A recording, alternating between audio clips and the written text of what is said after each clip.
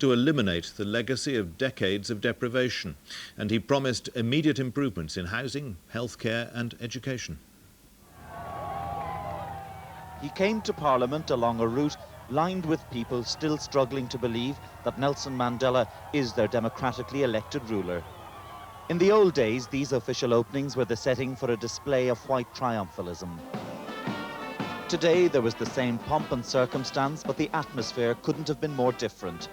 The army is now seen as the guarantor of liberty, marching in honour of its new commander-in-chief. But President Mandela came to Parliament not as the leader of the victorious party, the conquering hero, rather in his new role as leader of all the people. As the Navy fired its 21-gun salute and the Air Force soared above, President Mandela made his way into the special joint sitting of the new National Assembly and Senate. His speech promised houses, free healthcare and education for all, a programme to transform South Africa.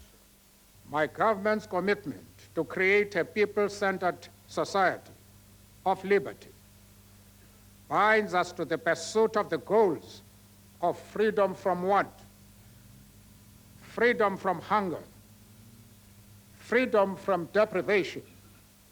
But such freedoms will cost billions, and the government has yet to spell out where the money will come from. This was the carefully balanced speech of a man who now has to please two very different constituencies: the black majority, which voted him into office, and the white-controlled business sector, which is fearful of increased state spending. Trying to improve the lot of the majority without precipitating an economic crisis will prove Mr. Mandela's most difficult task. For those who waited at the gates for a glimpse of their hero, there was no doubt as to what the priority should be. I think he must work to bring about equality, and especially the upliftment of black people.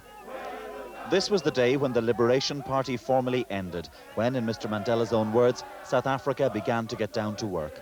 Fergal Keane, BBC News, Cape Town.